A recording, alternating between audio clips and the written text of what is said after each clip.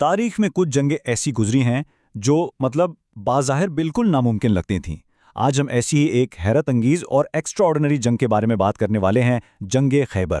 سوچئے، ایک ایسی فتح جس نے پورے جزیرے نما عرب کا نقشہ، وہاں کی طاقت اور سب سے بڑھ کر وہاں کی اکانومی کو ہمیشہ کے لیے بدل کر رکھ دیا۔ تو چلیے سیدھا اس واقعے کی گہرائی میں چلتے ہیں۔ اب حدیبیہ کے معاہدے کے بعد مکہ والوں کے ساتھ تو 10 سال کے لیے امن ہو گیا تھا، ہے نا؟ تو اب فوکس شفٹ ہوا خیبر کی طرف۔ لیکن یہ خیبر آخر تھا گیا؟ دیکھیے، یہ کوئی عام سا علاقہ نہیں تھا، بلکہ اس وقت پورے ریجن کا سب سے بڑا ایگریکلچرل اور فائنینشل ہب تھا۔ یہاں زراعت اور پھلوں کی اتنی میسو پروڈکشن ہوتی تھی جو پورے عرب میں ایکسپورٹ کی جاتی تھی، اور اس ایکسپورٹ سے آنے والی بے حساب دولت کہاں رکھی جاتی تھی؟ عرب کے سب سے طاقتور اور ناقابل تسخیر قلعوں میں، بالکل امپینیٹریبل فورٹس۔ اگر ہم دونوں سائڈز کا موازنہ کریں نا، تو فرق سچ میں حیران کرنے والا تھا۔ ایک طرف صرف 1500 مسلمان سپاہی جو نہایت خاموشی سے بالکل سیکریٹلی آگے بڑھ رہے تھے، جبکہ دوسری طرف خیبر کی ویل اسٹیبلش فوج تھی، تعداد میں کہیں زیادہ، ہیویلی فورٹیفائڈ قلعوں کے پیچھے محفوظ اور دولت سے مالا مال۔ ویسے مدینہ سے کچھ خبریں ضرور لیک ہوئی تھی کہ ایک چھوٹی فوج آ رہی ہے، لیکن خیبر والوں نے اس تھریٹ کو بہت کیجولی لیا اور سوچا کہ ایسی چھوٹی فوج ان کا کچھ نہیں بگاڑ سکتی۔ لیکن یہ اوور کانفیڈنس انہیں بہت بھاری پڑا کہ جو خفیہ پیش قدمی تھی نا، اس نے ایک زبردست سائیکولوجیکل شاک دیا۔ ہوا کچھ یوں کہ ایک صبح جب خیبر کے کسان عام دنوں کی طرح اپنے کھیتوں کی طرف نکلے تو ان کے ہوش اڑ گئے۔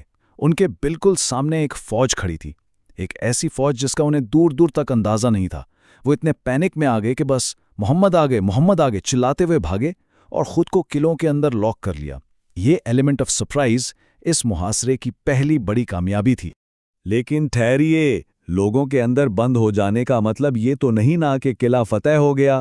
خیبر کا ڈھانچہ کسی عام کیسل جیسا بالکل نہیں تھا۔ یہ کوئی ایک دیوار یا ایک دروازے والی جگہ نہیں تھی۔ یہ ایک میسو، بہت پھیلا ہوا اسٹرانگ ہول تھا جو اسینشلی 2 مین سیکشنز میں ڈیوائیڈڈ تھا۔ ایک حصے میں 5 بڑے قلعے تھے اور دوسرے میں مزید 3۔ پورا ایک نیٹ ورک تھا 8 قلعوں کا۔ اب ہم خود سوچ سکتے ہیں کہ ایسی جگہ کو فتح کرنا آخر ناممکن کیوں سمجھا جاتا تھا۔ شروع میں حالات کافی ٹف تھے۔ کافی کوششوں کے باوجود جب پہلا قلعہ فتح نہیں ہو پا رہا تھا تو قیادت میں ایک اہم تبدیلی کی گئی۔ اگلے دن لیڈ کرنے کا جھنڈا دیا گیا 29 سال کے نوجوان علی بن ابی طالب کو۔ یہ ایک ایسا بڑا اعزاز تھا جس کی خواہش وہاں موجود ہر سینئر کمانڈر کر رہا تھا، لیکن یہ بھاری ذمہ داری اس انرجیٹک نوجوان کے حصے میں آئی۔ پہلے قلعے کی فتح میں ٹرننگ پوائنٹ ایک زبردست 1-on-1 ڈیول تھا۔ اس قلعے کا چیف تھا مرحب، جو پورے عرب میں اپنی بروٹ سٹرینتھ کے لیے جانا جاتا تھا۔ کوئی اس سے اکیلے بھیڑنے کا سوچ بھی نہیں سکتا تھا۔ جب اس نے میدان میں آ کر مقابلے کا چیلنج کیا تو علی آگے بڑھے اور حیرت انگیز طور پہ انہوں نے مرحب کو بہت بآسانی ہرا دیا۔ اس ایک ڈیفیٹ نے 2 کام کیے۔ ایک تو علی کو پورے عرب کا بہترین وارئر ثابت کر دیا، اور دوسرا قلعے کے اندر والوں کے حوصلے بالکل پست کر دیے۔ اب یہاں سے ایک انتہائی گرولنگ اور تھکا دینے والا سفر شروع ہوتا ہے۔ پہلا قلعہ تو گر گیا، لیکن ڈیفینڈرز بھاگ کر دوسرے قلعے میں چھپ گئے۔ وہاں مسلسل 3 دن تک ایک سخت سٹیل میٹ رہا۔ آخر انہیں وہ بھی چھوڑنا پڑا اور وہ تیسرے قلعے میں جا گھسے۔ لیکن تیسرے قلعے پر آ کر معاملہ بالکل سٹک ہو گیا۔ باہر سے کھانے پینے کی سپلائیز کمپلیٹلی کٹ آف تھی، لیکن پھر بھی ایک بہت لمبا اور پراسرار سٹینڈ آف چلتا رہا۔ یہ بالکل سمجھ سے باہر تھا کہ بھائی یہ لوگ باہر آ کر لڑ کیوں نہیں رہے۔ اور اس مسٹری کا راز آخر کھلا ایک زبردست انٹیلیجنس بریک تھرو سے۔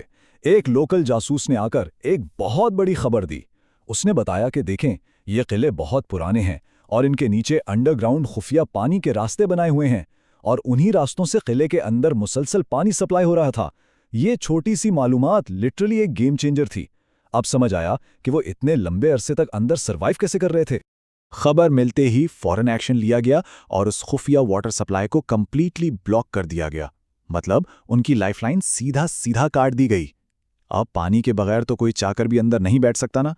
مجبوراً انہیں قلعے سے باہر کھلے میدان میں آ کر لڑنا پڑا۔ نتیجہ یہ نکلا کہ تیسرا اور چوتھا قلعہ بہت جلدی فتح ہو گئے، اور جو لوگ بچ گئے تھے وہ اپنے آخری اور سب سے محفوظ سٹرانگ ہولڈ کی طرف پیچھے ہٹ گئے۔ اب سامنے تھا 5واں اور آخری قلعہ، اور یہ کوئی عام جگہ نہیں تھی۔ یہ بالکل مختلف حقیقتوں کا کمبینیشن تھا۔ ایک طرف یہ ایک انتہائی سٹیپ ڈھلوان والے پہاڑ پر بنا ہوا تھا جہاں چڑھنا پریکٹیکلی امپاسبل تھا، और वहां ऊपर से तीरों की लगातार बारिश हो रही थी। दूसरी तरफ इस किले की अहमियत सबसे ज्यादा थी क्योंकि इलाके की सारी दौलत, सोना, चांदी और फैमिलियों को यहीं महफूज रखा गया था। ऐसी लोकेशन पर ट्रेडिशनल तरीकों से हमला करना सच पूछे तो खुदकुशी के बराबर था। तो जब पुराने और आम तरीके फेल हो गए तो एडवांस टेक्नोलॉजी ने एंट्री मारी। ऐसे नाकाबिले तस्खीर किले की दीवारों को गिराने के लिए मंजनीक यानी कैटापल्ट्स और बैटरिंग रैम्स का इस्तेमाल शुरू हुआ।